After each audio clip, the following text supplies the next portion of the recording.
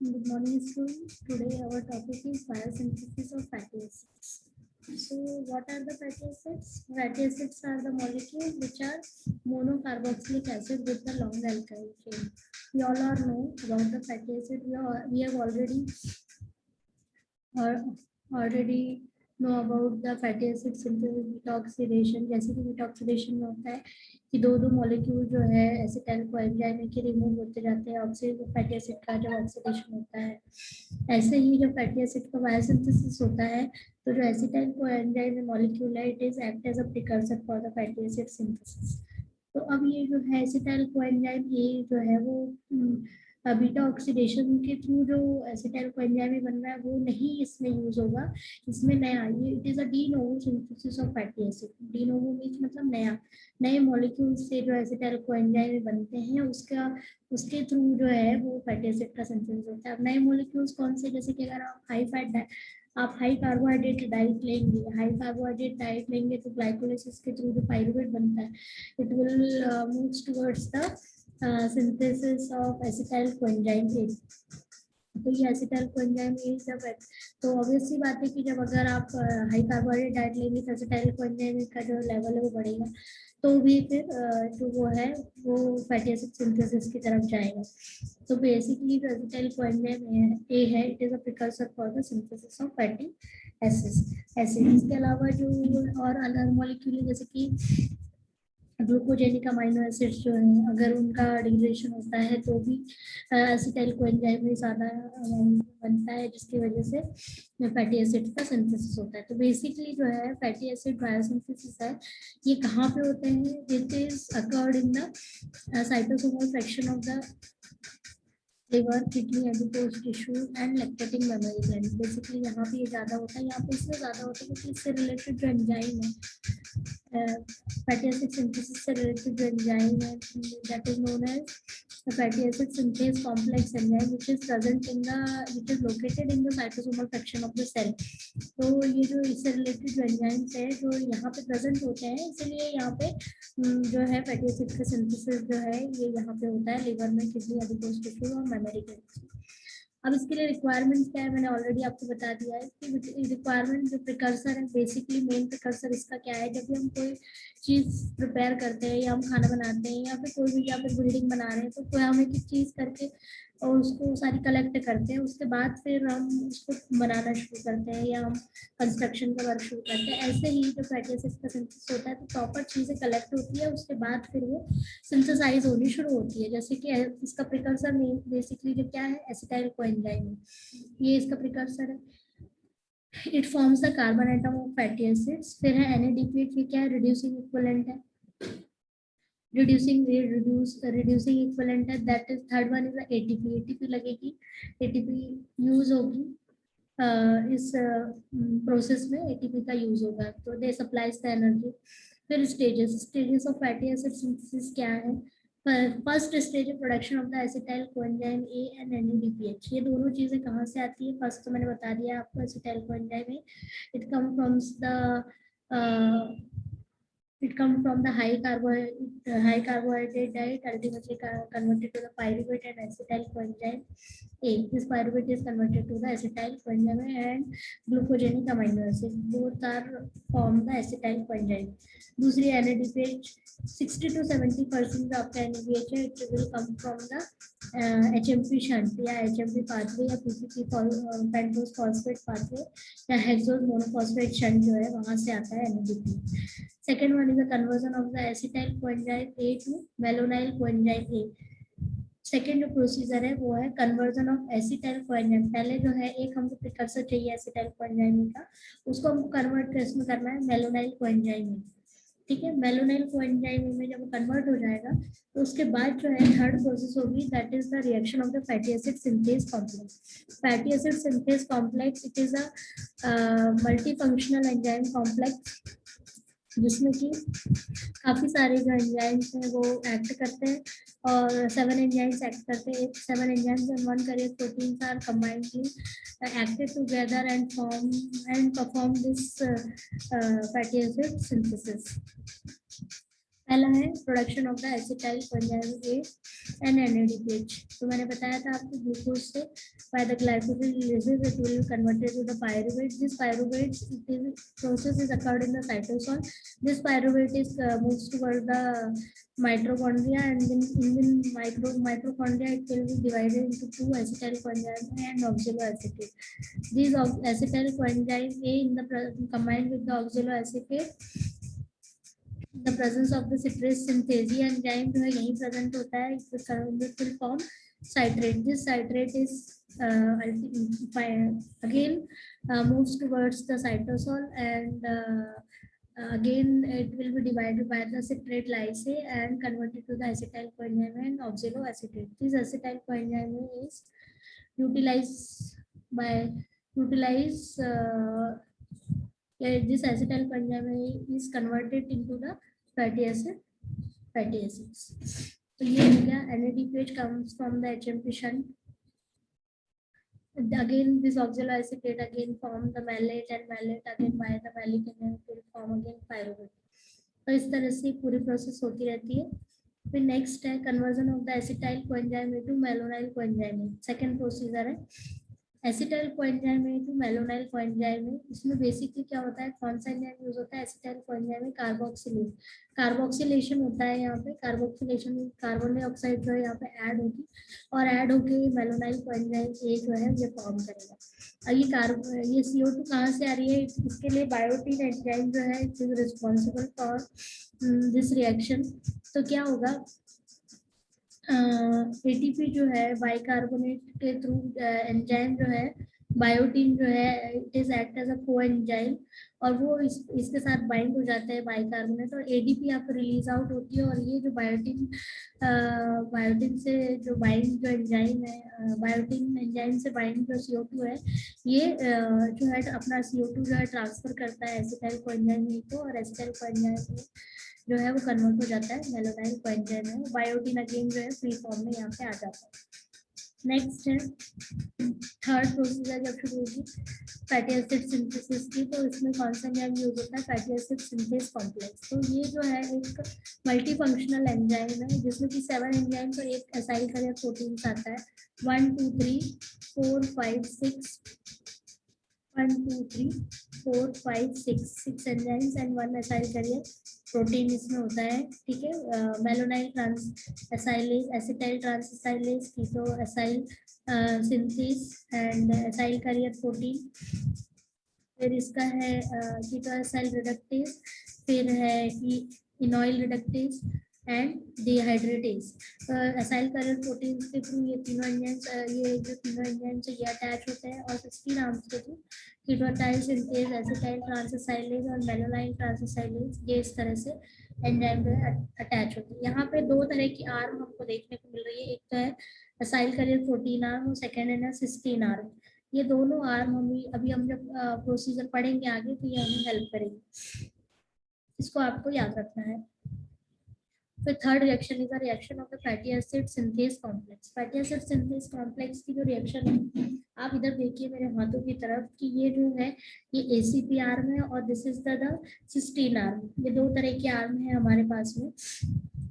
तो सबसे पहले प्रोसीजर क्या है कि हमको पता है कि एसिटाइल कोएंजाइम ए जो है it is act as a precursor. जब एसिटाइल कोएंजाइम ए का जो कंसंट्रेशन में बढ़ जाता है तो क्या होगा, एसिटाइल कोएंजाइम ए जो है वो इन the presence of the enzyme acetyl coenzyme A ACP ट्रांसएसाइलेज की प्रेजेंस में ये जो अपनी ACP आर्म है ये एसिटाइल कोएंजाइम ए को कैप्चर करेगी और क्या बनाएगी, एसिटाइल S ACP। क्योंकि हम ACP आर्म में एसिटाइल को ले रहे हैं तो ये क्या कहलाएगा, एसिटाइल S ACP। और एंजाइम कौन सा यूज होगा, acetyl coenzyme A ACP transacylase. ये फर्स्ट एंजाइम। सेकेंड प्रोसीजर में क्या होगा, transfer of the acetyl to cysteine. ये दूसरी आर्म है हमारे पास में। तो जो एसिटाइल ग्रुप हमने इस हाथ से पकड़ा था वो दूसरे प्रोसेस में क्या होगा, वो ट्रांसफर कर दिया जाएगा सिस्टीन आर्म को। तो ये हमारे सिस्टीन आर्म में क्या हो गया, एसिटाइल। अब ये हमारा सिस्टीन आर्म में आ गया है तो हम ACP नहीं बोलेंगे, अब इसको हम बोलेंगे एसिटाइल S एंजाइम।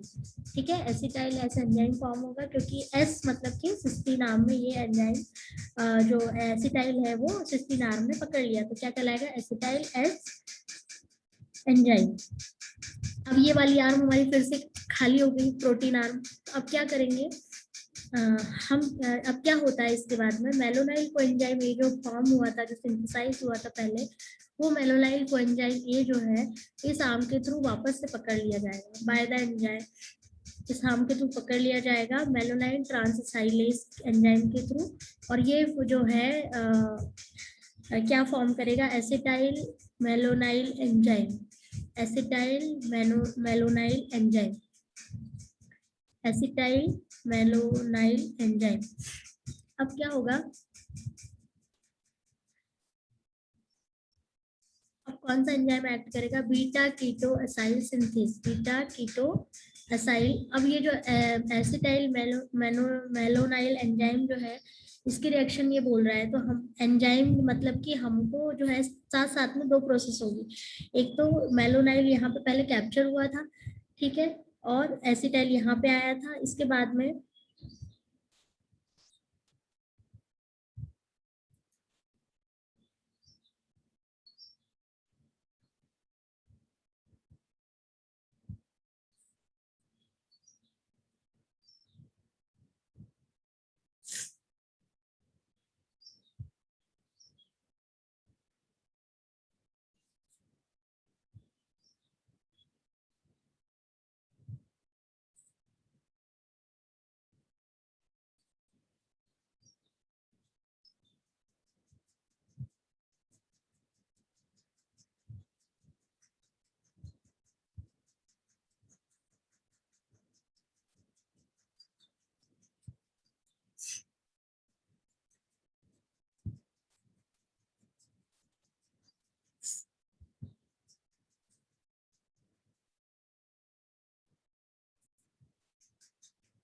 अब वापस से क्या होगा कि जब ये हमारा एक हाथ में तो हो गया मेलोनाइल और दूसरे हाथ में हो गया एसिटाइल, तो इस तरह से क्या बनेगा, acetyl malonyl synthase, malonyl enzyme. अब यहाँ पे इसके बाद जो एंजाइम है that is beta keto acyl synthase, beta keto acyl synthase की प्रेजेंस पे जो ये मेलोनाइल है ये अपना CO2 ग्रुप रिलीज आउट करेगा, और जो एसिटाइल ग्रुप है ये वापस से इसके थ्रू कैप्चर कर लिया जाएगा ACP आर्म के थ्रू, और ये बनेगा beta keto acyl ACP, beta keto acyl ACP, acyl keto acyl ACP। अब ये जो है इस हाथ में दोनों चीजें होगी, एसिटाइल और मेलोनाइल दोनों, और इसमें मेलोनाइल जो ग्रुप है उसमें से CO2 जो है वो रिलीज आउट हो चुका है।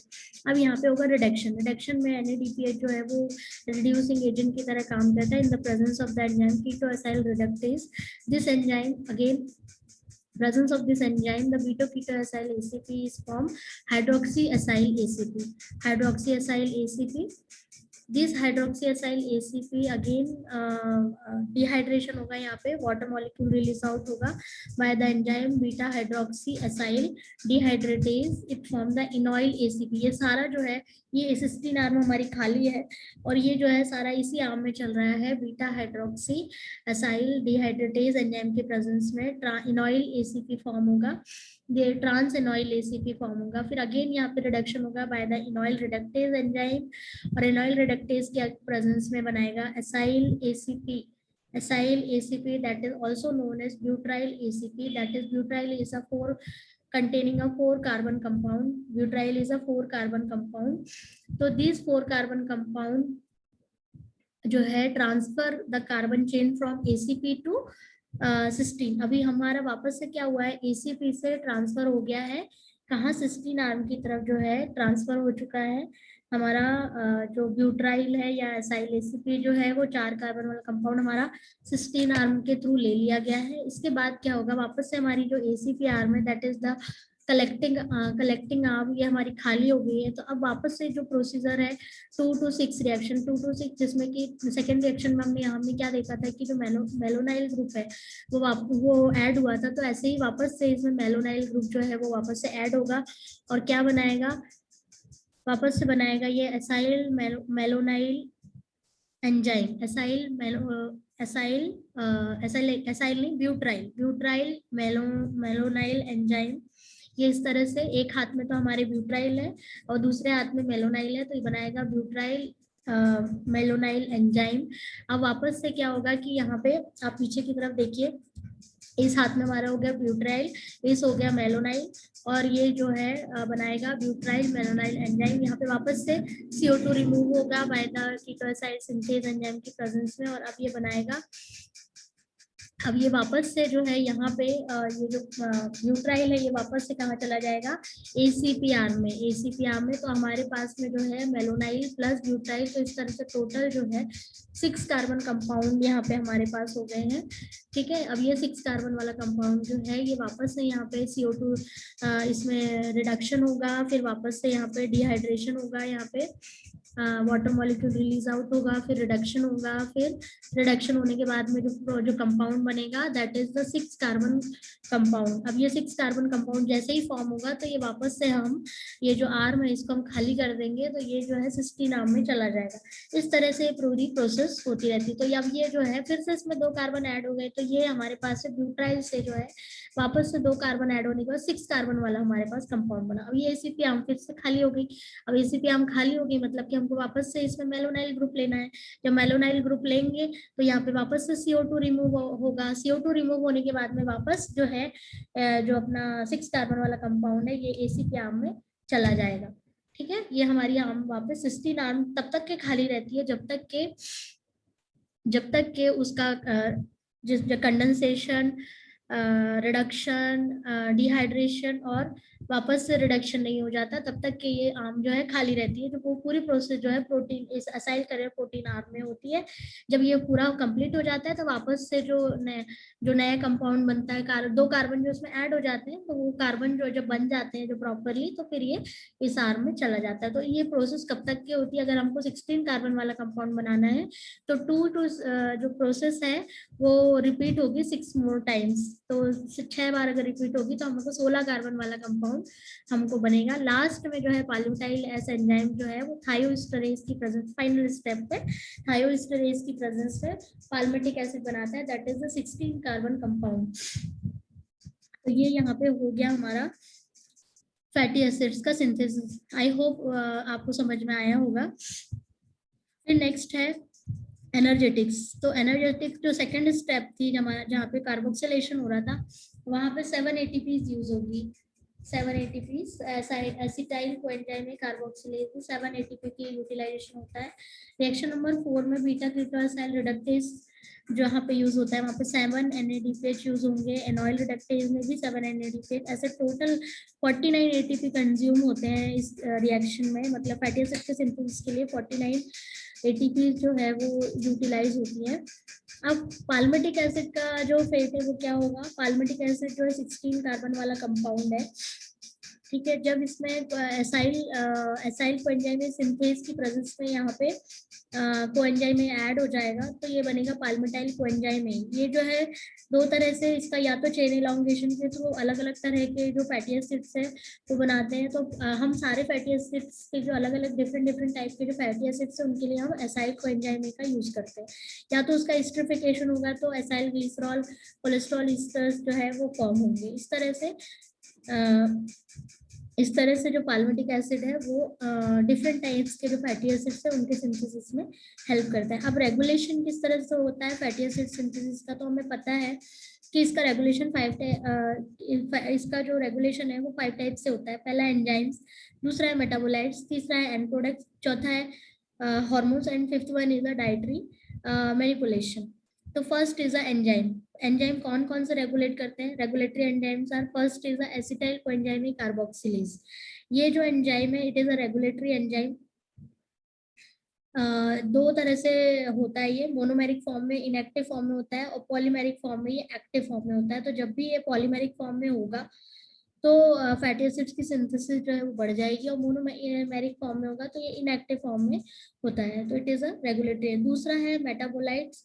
First one is a palmitoyl coenzyme A, palmitoyl coenzyme A and second one is a malonyl coenzyme A. ये दोनों मेटाबोलाइट जो है वो सिंथेसाइज होते हैं। अगर ऑब्वियस सी बात है पाल्मिटाइल कोएंजाइम ए जो है उसका जो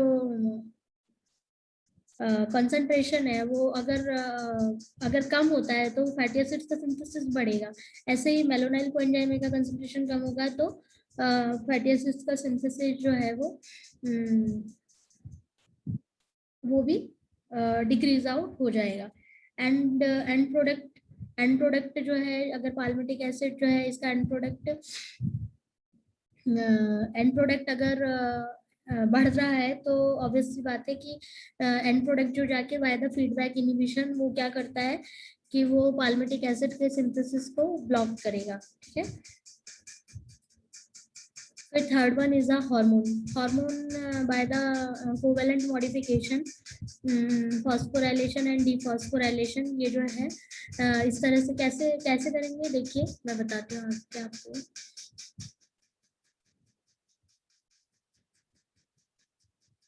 हार्मोनल रेगुलेशन जो है, ग्लूकेगॉन, इपिनेफ्रिन और नॉन इपिनेफ्रिन जो है inactivate the enzyme acetyl coenzymic carboxylation को वो इनएक्टिव करते हैं बाय द फॉस्फोराइलेशन।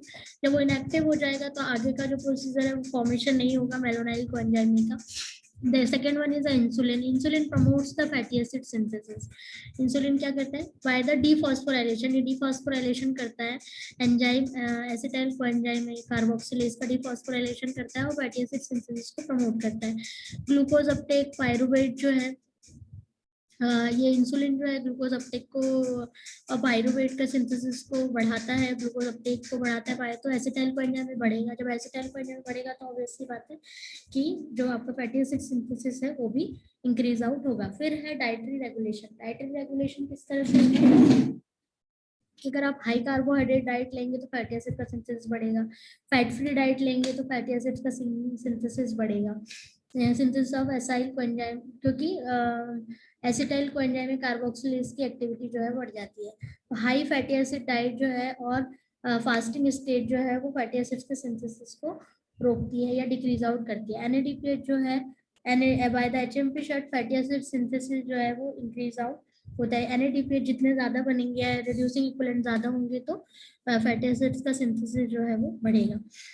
फिर synthesis of the long chain fatty acids, synthesis of long chain fatty acids from the palmitate। तो इसमें किस तरह से होगा, लॉन्ग चेन फैटी एसिड्स मतलब चेन एलोंगेशन के थ्रू होगा माइट्रोकॉन्ड्रिया में जैसे कि it is a reversal of the beta oxidation. जैसे बीटा ऑक्सीडेशन में क्या होता है कि दो जो एसिटाइल कोएंजाइम के मॉलिक्यूल है वो रिलीज आउट होते हैं बीटा ऑक्सीडेशन में, वैसे ही जब पाल्मिटिक एसिड जो है उसका एलोंगेशन होता है तो दो एसिटाइल कोएंजाइम के मॉलिक्यूल जो है वो उसमें एड ऑन होते हैं। ठीक है, ये प्रोसेस जो होती है ये एंडोप्लाज्मिक रेटिकुलम में होती है। फिर है माइक्रोसोमल चेन एलोंगेशन। इसमें क्या होता है, माइक्रोसोमल चेन एलोंगेशन में मेलोनाइल कोएंजाइम का एडिशन होता है और बाय द एंजाइम एलोंगेज ये भी ये रिएक्शन जो है सेम फैटी एसिड सिंथेसिस के जैसी ही होती है। ठीक है,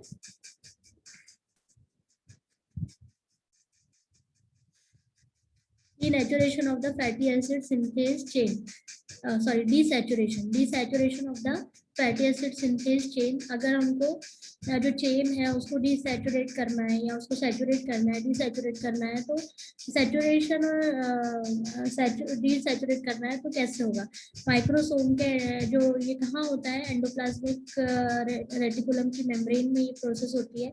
इसमें क्या होता है, मेलोनाइल कोएंजाइम में जो है ऐड होता है bye the enzyme fatty acid acyl coenzyme में डिसैचुरेट। ये क्या करता है, ये जो डबल बॉन्ड है उसको ब्रेक करके सिंगल बॉन्ड में कन्वर्ट करता है, तो ये सैचुरेशन जो है वो बढ़ जाता है। ठीक है, it is flavin dependent cytochrome reductase B5 enzyme.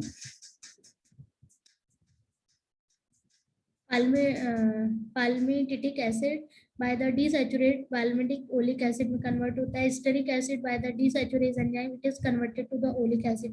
Mammals lack of ability of the introduce double bonds beyond carbon 9 to and 10। इस तरह से होता है।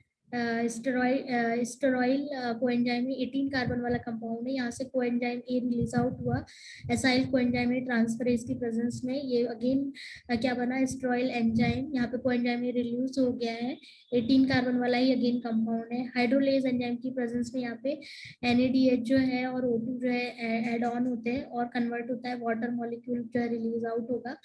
फिर हाइड्रोक्सी स्टेरॉयल एंजाइम बनता है। दिस हाइड्रोक्सी स्टेरॉयल अगेन डिहाइड्रेटेजेस, यहाँ पे वाटर मॉलिक्यूल रिलीज आउट होगा अगेन, और एलॉइल को एलाइल को एंजाइम बनता है एसाइल ट्रांसफरेज की प्रेजेंस में, एलाइल को एंजाइम में प्लस एंजाइम, इस तरह से यहाँ पे को एंजाइम में ऐड हो जाता है। तो इस तरह से ये एलॉइल को एंजाइम है, और यहाँ से को एंजाइम अगर रिमूव कर दिया तो कहलाएगा ओलिक एसिड।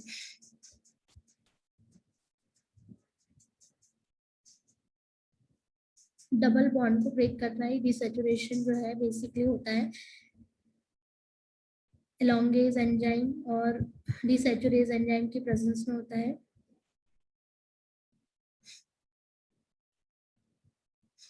18 से इसमें दो एड ऑन हुए तो ये 20 कार्बन वाला कंपाउंड बना। 20 कार्बन में फिर दो एलोंगेज एंजाइम की प्रेजेंस में फिर दो कार्बन वाला कंपाउंड हुआ। यहाँ पे क्या हो रहा है, यहाँ पे सेम 1-1-1-1 पोजीशन पे जो है वो डबल बॉन्ड है। अब यहाँ पे डीसैचुरेशन हुआ, डीसैचुरेज एंजाइम की प्रेजेंस में ये दो 18:2 दो जो बन गए। फिर एलोंगेशन हुआ तो यहाँ पे अगेन 20:2, फिर डीसैचुरेशन हुआ तो फिर अगेन 20:3, फिर एलोंगेज मतलब फिर अगेन इसमें 2 कार्बन ऐड हुए तो 22। इस तरह से ये जो है ओमेगा 6, ये ओमेगा 9 फैमिली में इस तरह से हो रहा है, ये ओमेगा 6 फैमिली में हो रहा है, ये ओमेगा 6 फैमिली में ही इसी तरह से है। तो ये जो प्रोसेस है एलोंगेशन की वो इस तरह से होती है अनसैचुरेशन में।